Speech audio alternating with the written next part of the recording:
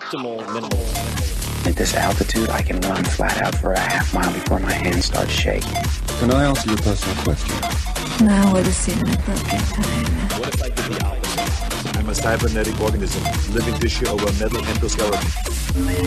Tim Ferriss Show.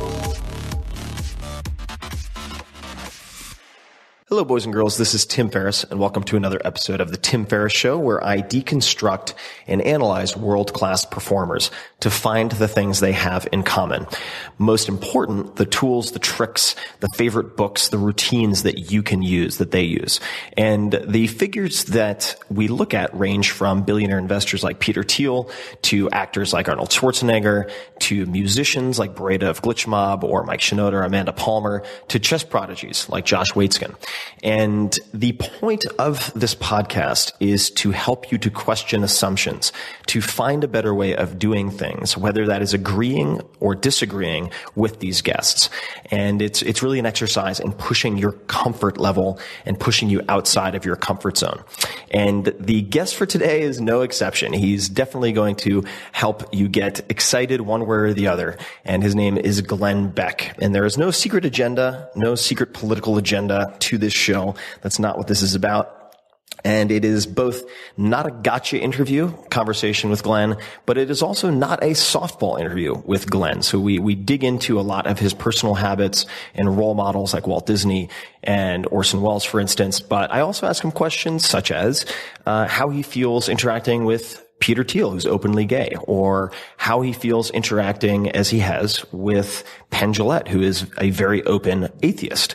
And I ask him a lot of questions that many of you submitted via Facebook, and some of them are pretty hardcore. And I think he does a very fascinating job of answering them. So that is that. Now, there's a bit of background because I think Glenn is a world-class storyteller. He's also a world-class performer, radio personality, and entrepreneur. Some of you may not realize in 2014, for instance, Forbes named him to their annual Celebrity 100 Power List, which pegged his earnings at $90 million for that year and placed him ahead of people like Mark Burnett, Jimmy Fallon, Leonardo DiCaprio, and Will Smith.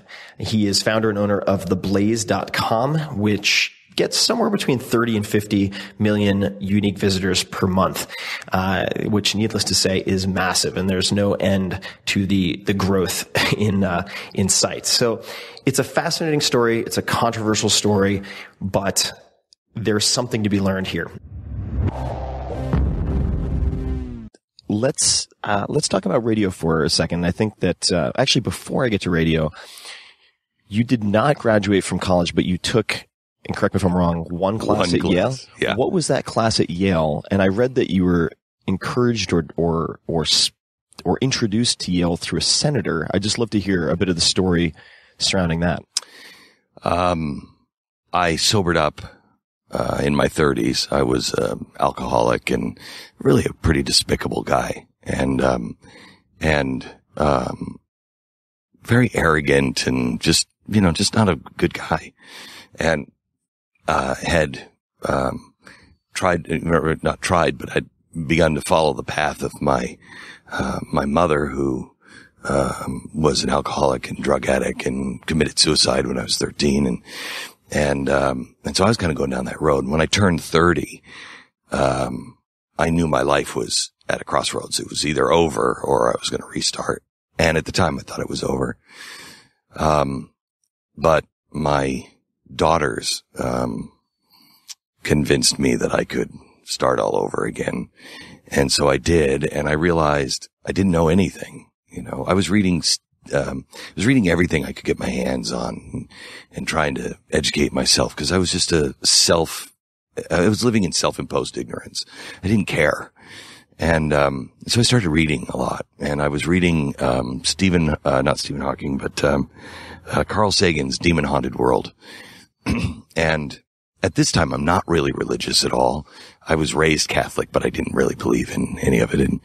And I'm reading Demon Haunted World, and it was all about technology, but he was comparing it to technology is going to become like Latin to a lot of people. And there will be priest holders, and we're kind of there now. It's like IT, can you fix this? And you have no idea how to fix anything. And And so he was warning about it, but he was talking, I don't remember what it was, but he just made some mention of the church. Mm-hmm. And I snapped the book closed and I threw it down. And it caught me off guard. And I thought, where did that come from? Where did that anger come from here? I don't believe in the church. And this is something that was 1,000 years ago in the Dark Ages. Of course it was like that. And I realized I didn't know anything. And I thought, how much of what's in me has been planted in me just through my experiences or just through other people or my teachers or my parents? Not stuff that I even believe, but just stuff that's been planted there. And so I decided to take everything out and examine everything piece by piece. I was reading a letter from Peter Carr about a month later for Thomas Jefferson, from Thomas Jefferson to Peter Carr. Peter was his nephew.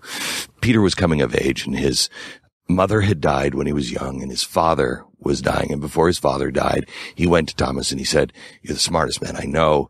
Would you please oversee his education?" Thomas said yes. So as Peter comes to age, he writes this beautiful letter, and it starts out and it says, when it comes to literature, never read a book out of its native tongue because you'll lose too much. Learn the language, then read the book.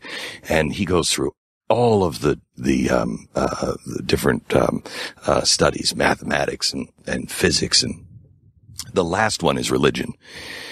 And he says, when it comes to religion, above all things, fix reason firmly in her seat. For if there be a God, he must surely rather honest questioning over blindfolded fear. When I read that freed my mind up to question everything.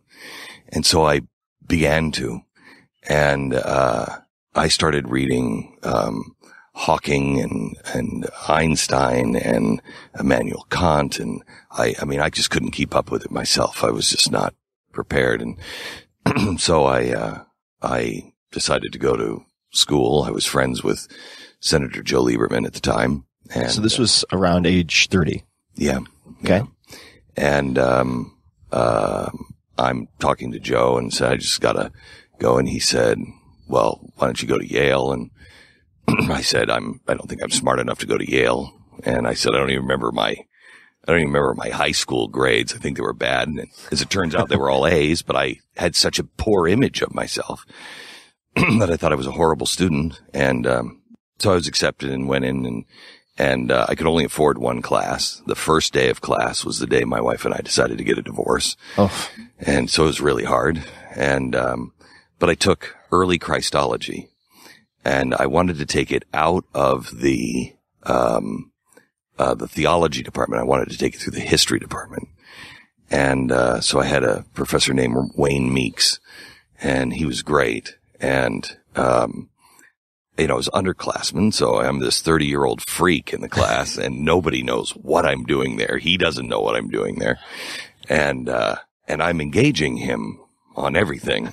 And the underclassmen love it because they just want to skate, you know what I mean? And so I'm really keeping him busy. And at one point, he said to me, I was reading, I really do have the library of a serial killer, because I go and I look for people who disagree with each other.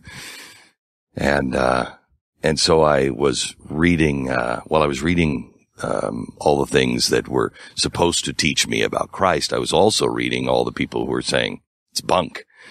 And I was reading a guy named Dominic Crossan at the time. He's a Catholic theologian who doesn't believe in the divinity of Jesus, doesn't believe in the resurrection or anything else. And, the professor had said something, and I said, well, how do you explain then, this particular point of view? And he said, Mr. Beck, who are you reading? And I said, I'm reading, Dominic Crossan. He said, don't read him. He'll screw you up. Don't read him. I said, okay, who do you recommend I read? And he recommended somebody. So the next week I came in and I asked him the same question.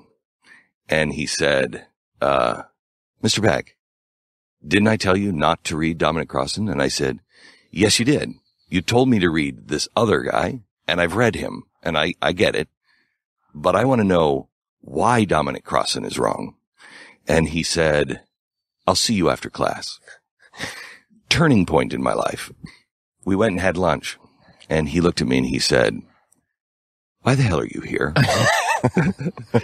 And I said, because I know I don't know anything. I'm a moron, and it's self-inflicted, and I need to know what's going on in the world and in my life and what I really believe. He said, what are you doing? What are you reading? And I told him, and he said, who's guiding you through all of that? And I said, I'm not, and I'm having a hard time getting through it. And he said, nobody gets through that. And he reached across the table, and I said, well, I know, but I'm really struggling.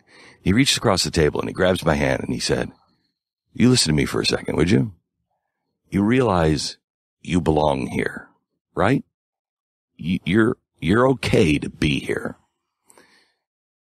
That endorsement, and as stupid as that seems, that endorsement opened up my whole world, because it was the first time somebody said, you're smart enough. You can do it. That changed my world. I wish it hadn't, and in some ways, I wish it didn't mean so much to me, but I've learned from that now in my position to say that to people, because there's something stupid in us that just makes us feel like we're not good enough. We're not smart enough. Everybody else is better. If they just knew who we were, if they just knew how much I'm bluffing, I'd be caught.